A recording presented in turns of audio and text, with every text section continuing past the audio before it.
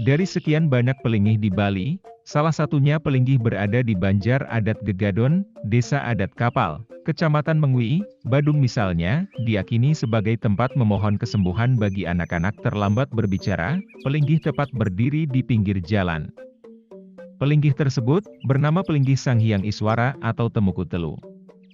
Adapun kisah keberadaan pelinggih tersebut menurut Kelihan Banjar Adat Gegadon, I Ketut Suta saat ditemui di sekitar pelinggih belum lama ini mengatakan, bahwa tempat ini adalah tempat melukat anak-anak yang terlambat bisa berbicara, dan tempat ini boleh dibilang saya wariskan gitu, bukan baru-baru, bukan mengada-ada. Ini adalah tempat dari dulu tetua-tetua kami yang ada di lingkungan Banjar Gegadon, Banjar Adat Gegadon, Kapal, Kekeran, sudah percaya bahwa tempat ini adalah tempat melukat anak-anak yang terlambat bisa berbicara. Dari cerita para tetua, sebelum dibangun pelinggih di zaman dahulu telah adalah tempat pembagian air untuk subak atau biasa disebut temuku. Tempat ini awalnya adalah Temuku Telu. Sekarang sudah ada pelinggih. Pelinggih ini juga baru, boleh dibilang, karena ada salah seorang yang mengaturkan kaul karena keberhasilan anaknya bisa berbicara atas melukat di tempat ini. Akibat cerita dari mulut ke mulut membuat banyak orang mulai berdatangan ke pelinggih. Dari sepengetahuan dirinya 1960-an sudah ada orang luar Banjar Gegadon datang dengan tujuan melukatkan anaknya di pelinggih tersebut. Saya ingat waktu itu saya umur 8 tahun. Ada orang dari negara, Kabupaten Jemberana yang datang ingin melukat ke sini. Sampai dia mesesangi, "Kaul, kalau anaknya bisa bicara akan mempersembahkan sesuatu sebagai wujud terima kasih," cetusnya. Belum ada pelinggih berdiri di mana pelinggih tersebut berdiri saat ini, belum ada jalan raya seperti sekarang hanya jalan setapak saja. Setelah cerita keberadaan pelinggih tersebut diketahui dari mulut ke mulut, saat itu ada salah seorang dokter spesialis kandungan datang ke tempat tersebut. Dokter tersebut mengajak anaknya untuk dilukat di sana, sambil berjanji jika anaknya dapat berbicara akan membayar kaul membuatkan pelinggih di sana. Saya kurang tahu asal dokter tersebut, yang jelas prakteknya di Kediri, Tabanan. Dia berdoa jika anaknya bisa bicara, dia sanggup akan menghaturkan pelinggih dan kelengkapannya. Pelinggih ini ada sekitar tahun 2002 atau 2003, ujarnya. Untuk tangkil di sini sesuai dengan apa yang juga kami sudah terima dari dulu pada hari Kajeng Kliwon. Setiap 15 hari sekali. Untuk tangkil ke tempat ini, terutama untuk sesajen, kita sebagai pelinggih, ini adalah suatu pelinggih, pemujaan tempat kita sebagai orang Hindu, minimal itu ngaturan Prasdaksino Pejati, segahan Mancowarno, segahan Selem, dan segahan putih. Karena yang moyogo mepriangan di pelinggih ini adalah Hampura Dihyang Mantetan Tri Cakrabawa, mepesangan itu Sanghyang Iswara. Untuk pemangku khusus belum ada. Sehingga, kami sepakat melalui Paruman Banjar, semua pemangku di Banjar Gegadon yang melayani umat yang datang. Ada 6 pemangku dan diatur ngayahnya di pelinggih ini oleh paiketan pemangku. Kadang-kadang kami libatkan semua jika umat banyak yang datang, paparnya. Jika umat yang datang hampir dari seluruh Bali. Bahkan banyak dari luar daerah yang juga datang, baik semeton Hindu di rantauan hingga umat non-Hindu. Saya bilang apa adanya saja. Tuhan hanya satu, jadi mohonnya sesuai dengan keyakinan masing-masing. Yakini tempat ini bisa memberikan anugerah, sebutnya. Silakan sesuai kemampuan dan keyakinan. Kalau situasi COVID begini kami batasi sampai jam 9 malam. Termasuk persembahyangan kami atur maksimal 20 orang per sesi, karena masih situasi COVID, bebernya.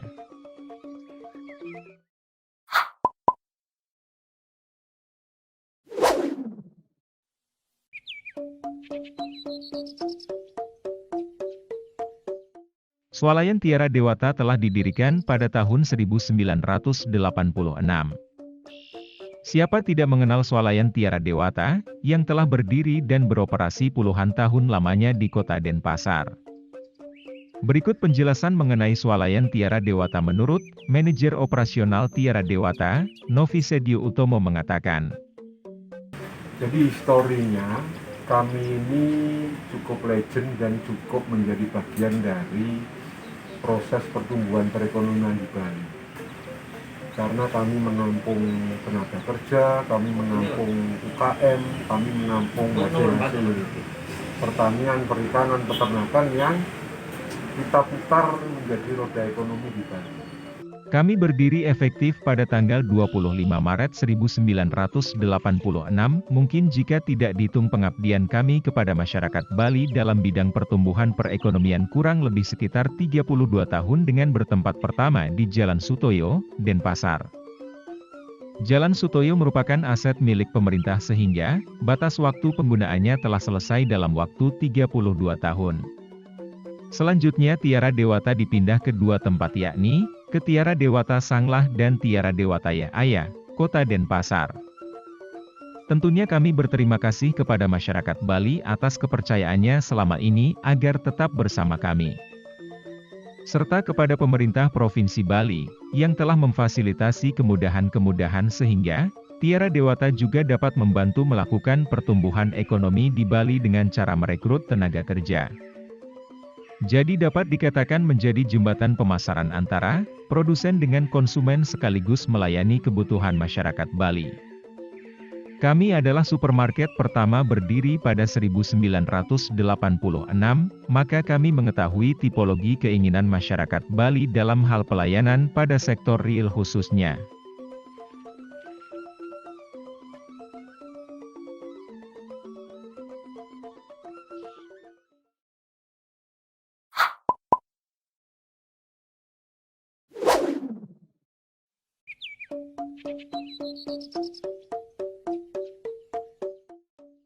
Para leluhur di Bali memiliki beragam peninggalan, salah satunya lontar. Lontar telah dikenal masyarakat di Bali berabad-abad lamanya. Lontar dipilih oleh para leluhur dikarenakan memiliki banyak kelebihan. Selain itu satu persatu bagian lontar juga memiliki banyak makna. Jero Bendesa Adat Kapal, Mengwi, Badung, yang juga penekun dan pengiat lontar, Iketut Sudarsana menyampaikan, penulisan aksara Bali atau aksara-aksara daerah di Nusantara dulu, khususnya di Bali, pada zaman dahulu menggunakan daun lontar. Ini bisa kita sadari bahwa belum ditemukannya adanya media-media yang ditulis seperti buku sekarang. Namun kenapa lontar dipakai dulu oleh leluhur-leluhur kita di Nusantara, khususnya di Bali? Karena daun lontar itu sifatnya agak kenyal dan yang memiliki ketahanan yang sangat kuat. Dalam lontar terkandung juga makna menurut tutur Sang Hyang Aji Saraswati dikatakan, lontar harus memenuhi 5 unsur di dalamnya, terdapat aksara, daun lontar, tali pengikat, dan kulit bagian depan dan belakang atau disebut takepan. Adapun makna-makna tersirat dalam lontar seperti aksaranya itu adalah simbol daripada Dharma Wangsa. Kenapa itu disebut simbol Sang Hyang Dharma Wangsa? Karena orang yang mempelajari aksara, dia akan menemui kebenaran sejati. Dari kebenaran sejati itu akan muncul sifat-sifat ulasasih. Itu. Yang kedua, talinya, lontar harus ada talinya, simbol bima. Ya. Orang yang menguasai ilmu pengetahuan itu agar dia menjadi orang yang kuat dalam berpikir, kuat dalam mempertahankan kebenaran dan kejujuran. Ketiga, daun lontar. Ya, daun lontar itu simbol Arjuna. Ya. Arjuna ini adalah orang yang paling mahir di dalam menggunakan senjata. Senjata itu bukan saja panah, bukan saja pistol, pisau, bukan itu. Senjata aksara pun juga senjata, ya. Nah, itu yang kita gunakan, bagaimana memanfaatkan aksara itu agar bermanfaat dan berguna dalam kehidupan. Kalau salah kita menggunakan aksara, maka hancurlah dunia ini. Dalam hal ini aksara itu adalah ilmu pengetahuan. Nah, yang keempat ada takapannya, bagian depannya simbol nakula, bagian belakangnya simbol sadewa. Nah, kenapa dia juga dipakai ke simbol? Karena nakula itu ya, simbol daripada ketampanan. Orang yang memiliki ilmu pengetahuan menjadi orang yang tampan. Tampan dalam arti dia akan dikejar-kejar oleh orang yang membutuhkan. Sadewa adalah simbol kebijaksanaan. Orang yang memiliki ilmu pengetahuan itu pasti akan muncul nilai-nilai atau sifat-sifat bijaksana pada dirinya. Dari penelitian sejarah penulisan lontar awalnya sejak abad ke-9 sudah ada di Bali. Menurut penelitian hampir semua desa yang ada di Bali pada zaman tersebut sudah menulis lontar.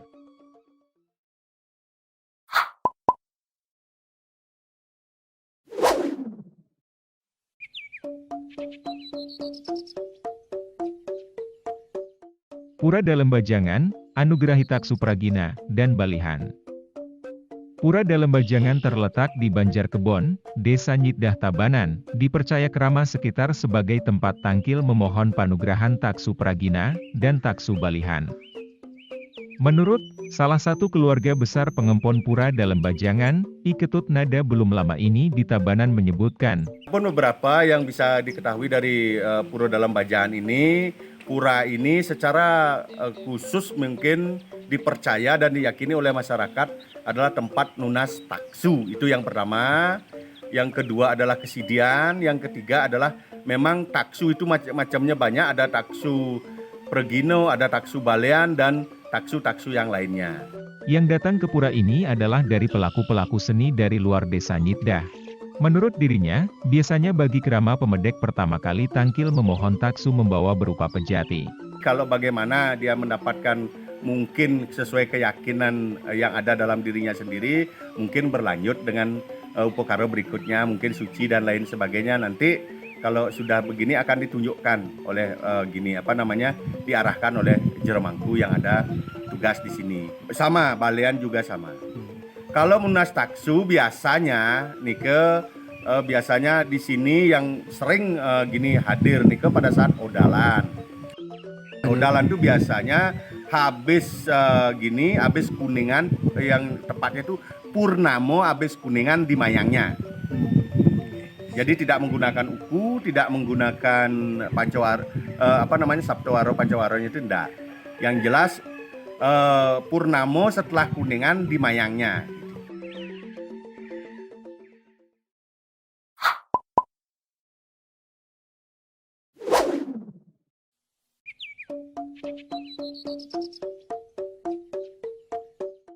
Monumen Bangsal, pendam cerita perjuangan bawah tanah kemerdekaan rakyat Bali. Banyak peninggalan bersejarah sebagai saksi bisu perjuangan para pahlawan kemerdekaan khususnya di daerah Bali, beberapa masih terlihat berdiri kokoh. Salah satunya peninggalan zaman kemerdekaan memiliki nilai sejarah yaitu Monumen Perjuangan Bangsal. Bangsal ini sebelumnya merupakan markas rahasia perjuangan bawah tanah Perang Kemerdekaan Republik Indonesia di kawasan pertigaan Gaji, Dalung dan Sempidi, Badung. Adapun sejarah singkat mengenai Bangsal tersebut disampaikan oleh Dr. Insinyur Wayan Windia. Bangsal itu adalah sebuah bangunan tempat untuk usaha perdagangan kopra dan beras yang ada di pertigaan Dalung, Gaji, dan Mengwitani. Dulu di sana sekitarnya sawah semua, sehingga strategis untuk pertemuan-pertemuan para pejuang di sana yang dipimpin oleh Pak Joko namanya, nama aslinya Bapak Made Wijokusumo, dan tuan rumahnya bernama almarhum sekarang Bagus Made Weno. Ya, di sanalah para pejuang itu berkumpul, mengatur strategi dan membangun semangat kebangsaan, kemerdekaan. Itu sudah sejak zaman Jepang itu. Jadi begitu Jepang mendarat di Bali, maka terlihat Jepang itu sangat rakus, sangat kejam, sehingga menimbulkan semangat kebangsaan di kalangan para pemuda waktu itu yang tidak ingin dijajah lagi oleh bangsa lain, termasuk Jepang yang sebelumnya sudah mengalahkan Belanda. Nah, di Bangsal adalah tempat untuk mereka berkumpul sejak tahun 1942, ya. Kemudian terus berlanjut sampai dengan terjadi perang kemerdekaan. Di sana berkumpul, ya, untuk menyusun strategi bagaimana caranya mengenyahkan penjajah dari bumi Bali. Dan sekarang disebut dengan Monumen Perjuangan Bangsal. Adapun puncak pertemuan para pejuang di Bangsal yaitu pada 16 Agustus tahun 1945. Waktu itu dibangun strategi saat Jepang ada di Bali dan digunakan senjatanya untuk mengenyahkan penjajah termasuk Jepang. Akan tetapi, saat itu akhirnya peta sudah dibubarkan oleh Jepang, senjatanya diambil semua oleh Jepang karena merasa takut dibunuh oleh senjatanya sendiri.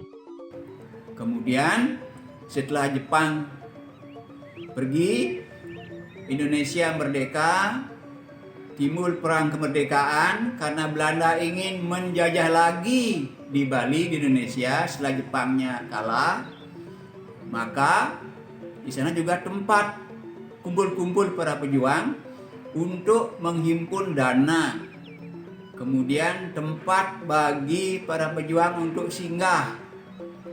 Kalau yang ingin ke Tabanan, singgahnya di Bangsal. Dahulu para pejuang aman berada di Bangsal dikarenakan terdapat loteng, jadi dapat memantau persawahan. Sehingga akan mengetahui siapa saja yang lewat saat itu. Jika yang lewat para penjajah atau antek-anteknya, maka para pejuang akan turun ke lantai 1 yaitu lubang perlindungan agar tidak diketahui oleh Belanda. Di bawah bangunan itu juga ada sungai tempat para pejuang mengalirkan makanan ke hilir bagi para pejuang yang ada di sebelah selatan dari Monumen Perjuangan Bangsal. Sungai kecil tersebut persis berada di bawah Monumen Perjuangan Bangsal dan sungainya saat ini masih ada.